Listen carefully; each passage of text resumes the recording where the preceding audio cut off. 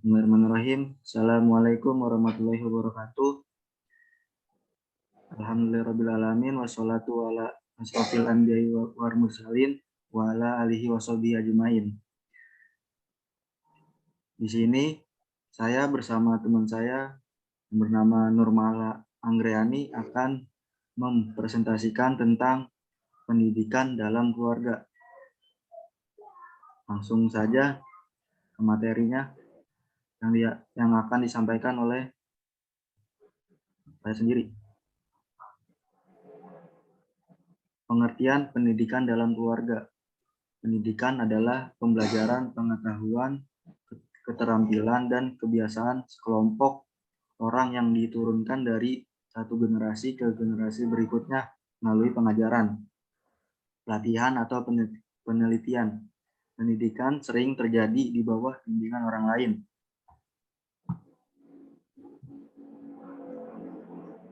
Tetapi juga memungkinkan secara otodidak. Keluarga adalah suatu institusi yang terbentuk karena suatu ikatan perkawinan antara sepasang suami istri untuk hidup bersama seiring dan setujuan dalam membina rumah tangga untuk mencapai keluarga sakinah dalam lindungan dan ridho Allah Subhanahu wa Ta'ala.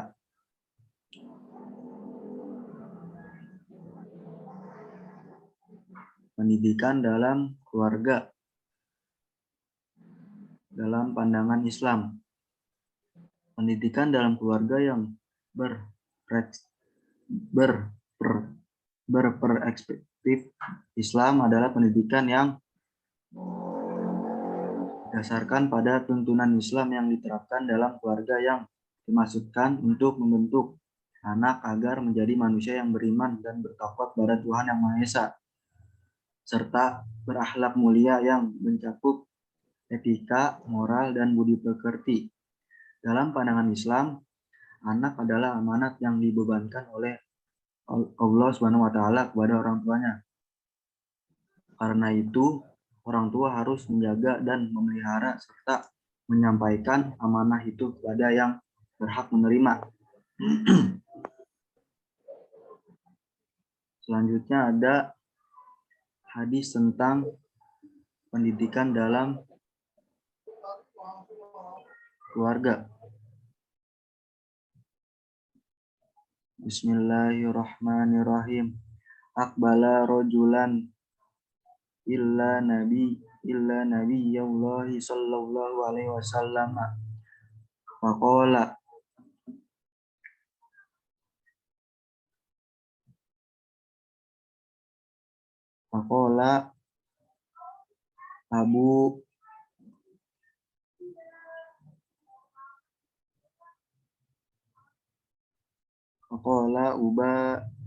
iuka ala hijrati wal jihad.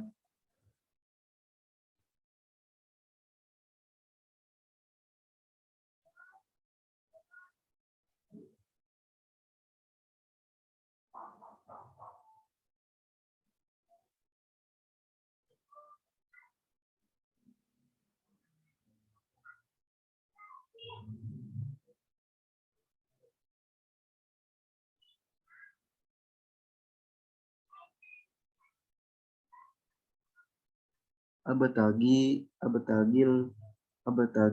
ajro minallahi qala fahal min walidaika ahadu hai qala na'am bal kilahuma qala fatabtagi ajro minallah qala na'am qala farji ila walidaika fa'ahsin suhbatahuma.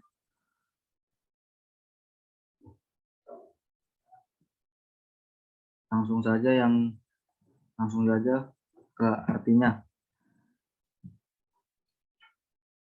Artinya telah mengabarkan kepada kami Sa'id ibnu Mansur, telah mengabarkan kepada kami Abdullah ibnu Wahab, telah mengabarkan kepada saya Amru ibnu Al-Haris dari Yazid ibnu Al-Habib bahwasanya Naiman Umi Salama berkata kepadanya bahwasanya Abdullah ibnu Amr ibnu As berkata, ada seseorang laki-laki menghadap kepada Rasulullah SAW lalu yang berkata, saya berjanji kepada engkau, wahai Rasulullah, untuk berhijrah dan berjuang agar mendapatkan pahala dari Allah. Beliau bersabda, apakah salah seorang dari kedua orang tuamu masih hidup? Laki-laki itu menjawab, ya masih. Beliau bersabda pula, pulanglah kamu kepada kedua orang tuamu dan dampingilah keduanya dengan baik. Hadis riwayat Muslim. Selanjutnya ada mufradat. Yang pertama, akbal yang artinya telah menemui. Yang kedua ada rojulun yang artinya seseorang laki-laki. Yang ketiga ada walidaika yang artinya kedua orang tuamu. Yang kedua ada kilahuma yang artinya keduanya. Yang keempat ada farji yang artinya pulanglah. Dan yang kelima ada fahsin yang artinya berbuat baiklah.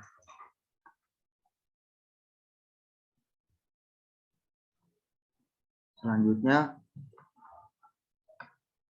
ada maksud dan maksud lafaz.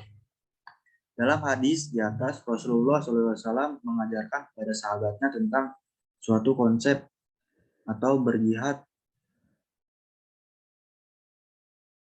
di jalan Allah Subhanahu wa Ta'ala. Dalam hadis ini, Rasulullah SAW menjelaskan bahwa berjuang itu tidak selamanya harus di medan perang, tetapi mengabdikan diri untuk mengurus dan merawat orang tua atau berbakti kepada orang tua. Berbakti kepada orang tua pun merupakan jihad di jalan Allah Subhanahu wa Ta'ala. Mungkin itu saja dari saya. Kurang lebihnya mohon maaf. Selanjutnya ada esensi hadis yang disampaikan oleh teman saya, Nurmala. Badannya dipersilakan.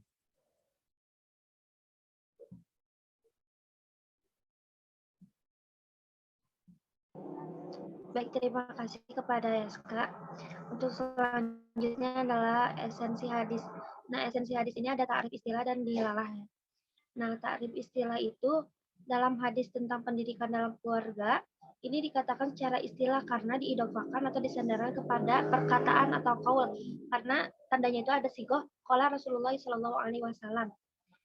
Nah, ta'rif dilalahnya itu adalah termaktub atau tertulis pada kitab hadis atau masadir asliyah, yaitu kitab Sahih Muslim dengan tanda rawahu Muslim yang pada akhirnya. Next.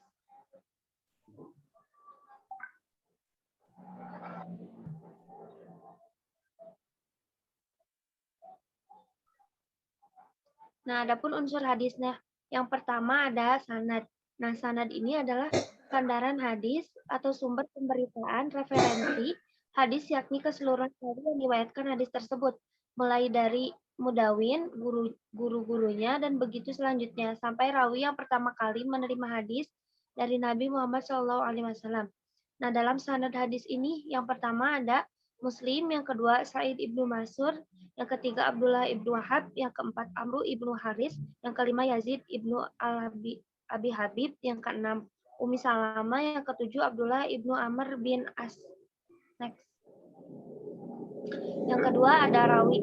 Nah, rawi ini adalah orang yang meriwayatkan hadis, yakni yang menerima, memelihara, dan menyampaikan hadis, mulai dari rawi sahabat, tabi'in, dan selanjutnya sampai rawi terakhir yang mudawin yang mengkodifikasikan hadis pada diwan.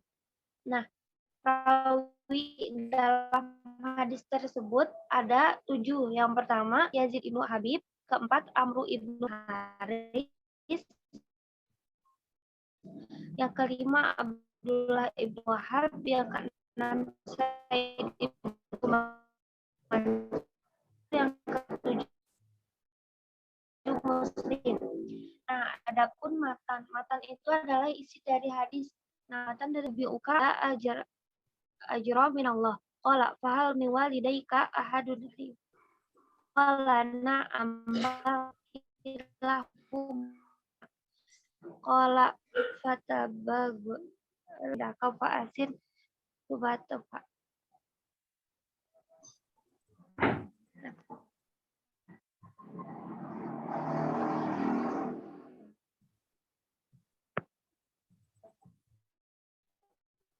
Ya.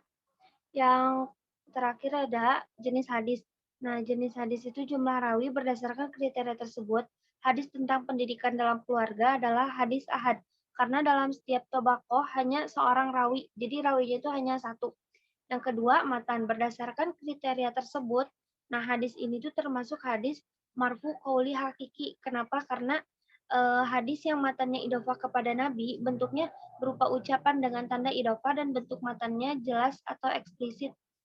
Ada tulisannya, tandanya An-Nabiya Shallallahu Alaihi Wasallam qala.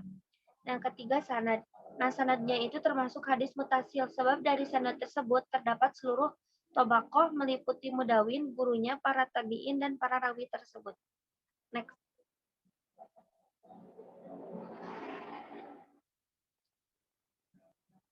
Nah, kualitas hadis. Dari segi kualitas hadis itu terbagi menjadi beberapa ya.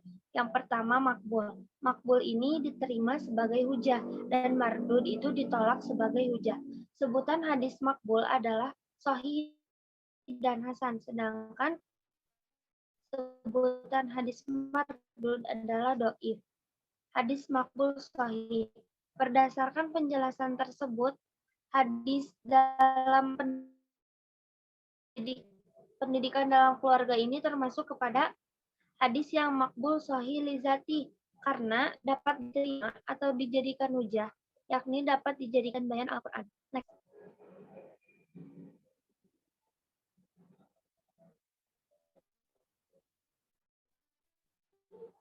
Nah, selanjutnya tasih dan i'tibar. Nah, tasih ini adalah kehujahan hadis dari segi tahsis bisa diterima oleh kalangan ulama hadis. Dalam hadis riwayat Imam Bukhari tentang pendidikan dalam keluarga, dilihat dari segi sanad, sanadnya itu mutasil atau bersambung. Dilihat dari segi matan hadisnya itu tidak mengandung ilat ataupun syaz, kecacatan, dan tidak bertentangan dengan Al-Quran dan hukum syar'i. Dilihat dari rawinya adalah rawi yang adil, dobat, dan tidak ditemukan kecacatan.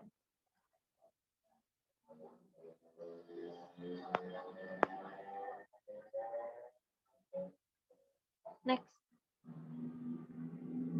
Nah, hadis tentang pendidikan dalam keluarga ini dengan iktibar diwan dapat dikatakan sebagai hadis sahih karena termaktub pada kitab sahih, yakni kitab sahih Muslim, tandanya ada footnote rawahu Muslim. Menurut konvensi muhadisin, kitab sahih hadisnya sahih. Next. Ta'amul hadis. Nah, berdasarkan kriteria tersebut, hadis tentang hadis makbul dapat amalkan. Sebelah bahasanya mukam, yakni matan dan kandungannya tegas dan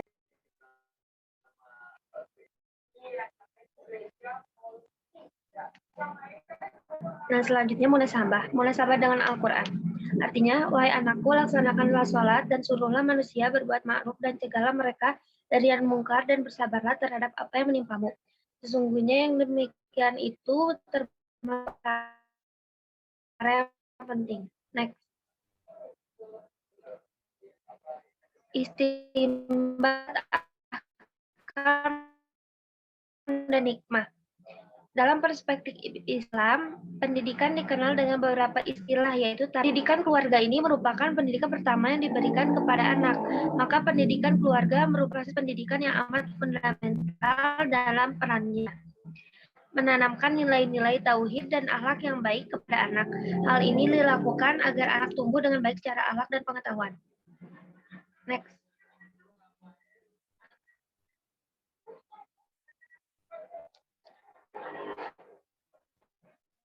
Nah, hikmahnya adalah agar anak ini dan anggota keluarga dapat tumbuh dan berkembang semaksimal mungkin sesuai dengan kemampuannya untuk menjadi seorang yang mandiri dalam masyarakat dan dapat menjadi insan produktif bagi dirinya sendiri dan lingkungannya. Sopan, mengetahui etika peradaban, rajin membantu, dan mengetahui pelajaran agama. Next.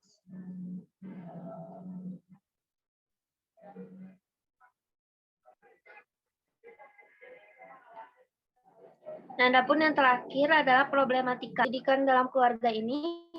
Yang pertama, materi tidak terlalu dipahami karena tidak diungkapkan secara detail. Yang kedua, rasa jenuh dengan tugas yang banyak. Yang ketiga, anak tidak serius dan tidak konsentrasi saat belajar di rumah. Yang terakhir, anak tidak suka atau merasa tidak nyaman ketika belajar dengan orang tuanya. Alhamdulillahirrabbilalamin. Selanjutnya saya serahkan kepada teman saya Muhammad Yaska. Baik, terima kasih kepada saudari Nurmala yang telah mempresentasikan dengan baik. Mungkin itu saja dari kelompok kami. Kurang lebihnya mohon maaf. Wassalamualaikum warahmatullahi wabarakatuh.